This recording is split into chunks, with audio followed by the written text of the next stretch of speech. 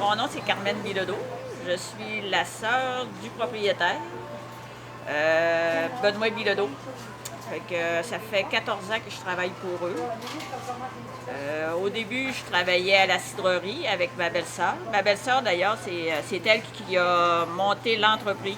Je dis que c'est à mon frère, mais c'est à ma belle-sœur. Je suis préposée à la vente. Ils appellent ça service à la clientèle. C'est ça, c'est de bien renseigner mes clients, les informer. Puis le produit, c'est bon, fait que c'est facile à vendre. J'ai pas trop de misère. Ben oui, quand je suis arrivée, j'avais 45 ans. Je m'en vais sur 60. Oui. J'ai arrêté de travailler aussi quand j'ai eu ma fille. Ouais. Ah ben oui, on a fait des petits parties. Oui, Micheline, elle nous recevait le soir. Elle faisait toute sa journée, puis elle nous recevait à souper le soir.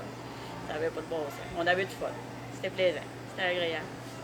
Puis il arrivait toujours des petites anecdotes dans le verger. Entre autres, mais là, je ne sais pas si je devrais la dire. C'est parce qu'il y avait des personnes qui checkaient dans le verger. Puis à un moment donné,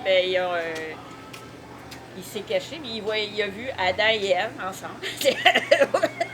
Ils faisaient des petits... en dessous des pommiers. On l'a trouvé bien drôle. Ouais, ça arrive. Ici, il y a une activité aussi, ils appellent ça les vins de Bordeaux. Bordeaux fête les vins, ils viennent au Québec. Puis il y a toujours des 3-4 jeunes qui viennent, ils travaillent ils m'ont dit, dans un château. Ils font du sauterne. Puis eux autres, là, ils viennent toujours m'échanger des bouteilles. Ouais, ils m'emmènent du bon sauterne qu'on ne peut pas avoir ici. On a à la régie, mais pas celui-là. Puis là, ils m'achètent surtout celui-là, le digestif à l'érable, cidre de glace. Fait qu'on fait des échanges. La fois que je me suis fait arroser, là, non, ça, c'est la presse à jus. C'est une presse hydraulique. Fait que, qu'est-ce qu'ils font, c'est qu'il y a des espèces de comment je pourrais bien dire ça? Une casse. Tu sais, un contenant, on met un séparateur, on met un drap, on remplit le drap plein de pommes hachées, parce que la pomme, avant d'aller à la presse, est hachée. Là, on remplit, on ferme, on met un autre séparateur. Ça, on fait ça 5 fois. Le drap de laine, puis on remplit, on plie, on recommence. Là, c'est la presse hydraulique qui va tout écraser ça. Là, cette fois-là que je vous ai compté, c'est que c'était un essai. On n'a pas pensé au tuyau, parce que le jus sort. Là, ça s'est mis à valser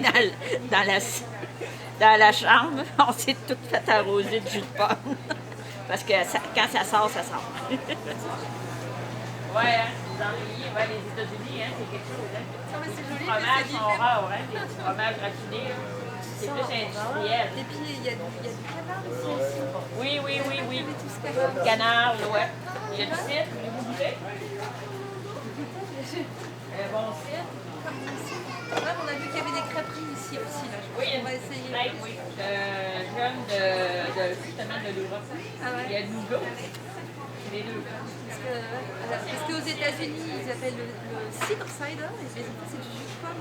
Oui. Il y a un pressoir juste à côté de chez nous, alors c'est bon, mais c'est pas pareil. Quand ça ouvre, on se dit, tiens, on va l'acheter du cidre. Il y a pas du cidre, C'est pas pareil. Moi, j'avais une fille qui avait, quand elle a commencé, j'ai commencé avec l'autocueillette, elle avait, je pense, 2 ans, 3 ans. Puis là, on avait un trailer, tu sais, puis elle s'amusait dans le trailer. Là, elle a vieilli, elle emmenait des amis. Puis à un moment donné, ils prenaient mon auto comme un camping. C'était une tente pour eux autres. Fait qu'à un moment donné, le lunch était dans l'auto. J'avais un petit chien. Le chien, il était le seul qui avait le droit d'aller dans le verger, puis on le gardait au bord. Là, fait que, parce que jamais de chien c'était interdit dans le verger. Fait que eux autres, ils sortent de l'auto, ils rentrent le chien, ils s'en vont. Et là, le chien, la première chose, moi, je m'occupais des clients. D'un coup, je le vois, il est dans la face dans le sac de chips des sandwichs. Puis c'était la fête. Souvent, les gens, ils me demandent si j'ai du cidre. Et du cidre, ils me demandent du cidre, là, ils ont dit, vous savez, le cidre qui guérit, qui fait du bien. Ben, j'ai dit, j'en ai du cidre qui fait du bien, mais j'ai dit, c'est à court terme. Aussi, avec ma fille, à un moment donné, elle m'a demandé de l'enfermer dans le coffre avec une de ses amies. Moi, il y avait plein de monde. Tu sais, l'auto était à côté de moi, là. Mais moi, j'avais complètement oublié ça. Tu sais, je m'occupais des clients. D'un coup, un client, il vient de voir, il dit, hey, il dit, c'est spécial, il est dans cette auto-là. Il dit, j'entends cogner. C'était eux autres qui voulaient sortir. Je les avais oubliés. C'était des petites anecdotes comme ça que j'ai eues avec Mireille, puis ouais, assez bien amusée.